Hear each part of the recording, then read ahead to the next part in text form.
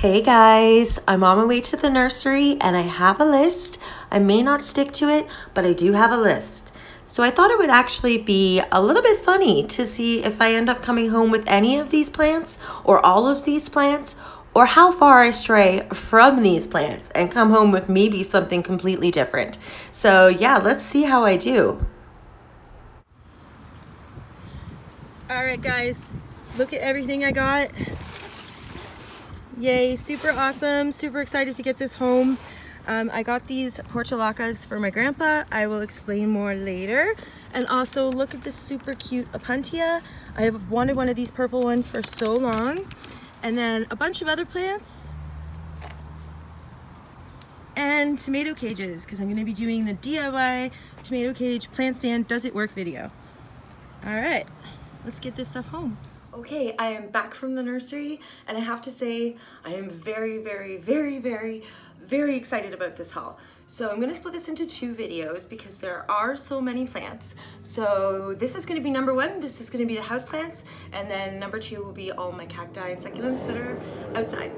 Okay, so first, you know what, let's talk about this plant first. Okay, I don't know what this plant is. It's very common. You see it all the time in the nursery. I've looked at it so many times and never gotten it. This time it looks so healthy, so I decided to get it. The reason why I'm kind of laughing is because it didn't have a name on it at all, like of what type of plant it was. It just says, you know, ooh, where are we here? Tropical foliage, which is super helpful. Not really. So I, didn't know what it was, but in the car on the way home, I started looking at it more and just looking at the marks and how it was growing in. And I'm pretty sure it is a type of spider plant maybe, or in the spider plant family.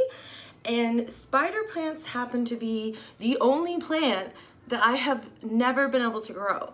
So, I mean, there's plants I haven't tried, which are just, they seem difficult and I haven't gotten there yet.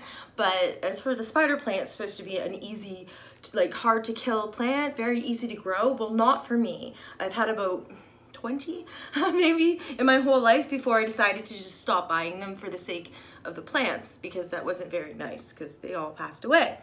But anyways, this one may be another spider plant, and I really hope it isn't. And if it is, maybe I will just be, my game has gotten better and like I can do it now. And maybe with all like the plant friends, you guys out there, maybe you can give me some suggestions on how to care for it if it is. I tried to look online for what type of plant this was and couldn't find it, but I know someone out there is gonna know. So I'm just gonna give you a better shot of the plant. There she is. You can see there are babies there. Whole bunch of them coming out near the middle. So pretty, and it has this beautiful purplish pink. I picked this one because it did have so many babies underneath, and just because it looks so healthy. I did a bug check and I didn't see anything, and it just, yeah, it looked super healthy.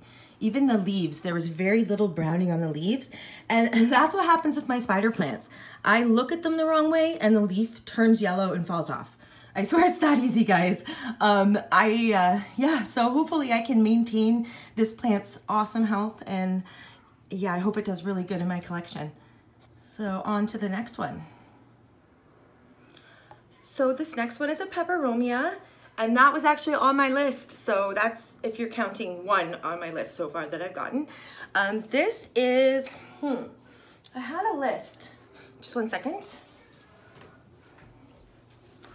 Okay, so this is a peperomia glabella, something like that, glabella. Also known as the wax privet peperomia or the cypress peperomia. So from what I've read, this one is really good for ground cover, and you can see it kind of has like shoots that comes off. So I would assume it would be good in like a hanging basket, or if you wanted to use it as ground cover. I think for now I'm just gonna put it in a pot and see what happens.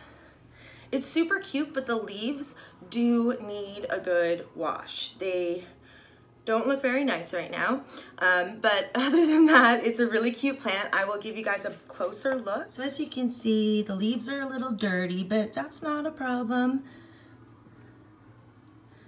So it has big fleshy succulent leaves almost looks like the obtusifolia. I think that's what it's called. With like, you know, the big ones, the baby rubber plant ones. It almost looks like that. It definitely does feel waxy. And I love how it branches. I don't have a peperomia that does this. So that's awesome. And it was pretty reasonable price for just a little one. I found these, the company that does these plants, they are usually pretty good so far. I've never had a problem with them. So super excited to add this one to my peperomia collection. I think I'm actually gonna do a how I grow my peperomias video where I show them all and go over care. So that'll probably take me a while to get done, but look for that sometime soon. And on to the next two actually, because they're twins. So in the spirit of getting matching plants, like you see my two, I was gonna say crinkle leaf, I forget what they're called, but my two peperomias here, the ones that are all matchy-matchy, I picked up two totally different plants that also have similar colors. So I'm gonna show both these plants at the same time. They're two anthurium plants. Now, anthuriums are not new to me. I had an anthurium that my mom gave me for my moving in present when I moved in here. It was big, it was beautiful. Unfortunately, it got scale, and I just think the repeated horticultural oil treatments, didn't like that. So over time, it just kind of wasn't doing that good and didn't pull through. So that was pretty sad, but I'm really happy to have these two. Okay, so the other one I had was red. These are not red, these are different, which is so awesome. I have actually never seen these two in person before. So this is the burgundy anthurium, and okay, it's definitely not doing it justice, the camera lighting right now. As you can see, it's burgundy, it's super beautiful, it looks like red wine. And this one actually has a ton of moss growing on the top of it, which I'm gonna harvest and put into my enclosed terrariums. And that's awesome, because that's like free moss. So I didn't even have to go harvest it from the side of the road for once. Okay, and this one is, I'm not sure. Is it a white anthurium? Is it a pink anthurium? I have no idea. And also the leaves are really funky. Like this one has like a double leaf. I don't know if you guys can see that. I will do close-ups of these for sure. Actually, two of them have that double leaf. Maybe it's something with this type of anthurium. Also, check out the roots. They remind me of orchid roots, how they're just kind of above the surface right now. My anthurium was not potted like that. I kind of like it, but I don't know if it's better to bury them or not. That is something I'll have to look up. If you guys know the answer to that, feel free to put it in the comments. I would really appreciate that. So these are my two beautiful new anthuriums, and they're so cute. They're so little, guys. Mine was like this big, that tall, really, really big. These guys are cute. They're so cute and tiny, and I love them. And they're like a pear, which is so cute. Okay, so let me show you up close. So this is the one I'm not sure about. There's a white flower there, and then it has these ones which are pink and green, and then have, oh, my finger looks huge. And then they have that extra leaf, as you guys can see there. I apologize for any shakiness, guys. So yeah, I don't know. And then there's another white one. So I'm not sure what variety exactly I'm looking at, but it is a very, very healthy. I can't wait to clean the leaves and get it potted up. And the coolest roots, the coolest roots. Here is the burgundy. This one, oh, look at that leaf. It's so cool. The leaves are almost, I think they're darker than the anthurium I had before. And then, I'm just gonna pull your leaf down. Look at that. I love that color, and it matches with so many other plants in my collection. It's kind of like a purple burgundy theme that goes on. Okay, look how pretty that is. I'm so excited for these two plants. As I said in the beginning, I think this is one of my favorite plant hauls in a long time. And there's one more plant. It's actually outside. I'm going to include it in this one, so I'm just going to go grab it and we'll be right back. So the last plant in this haul is lavender.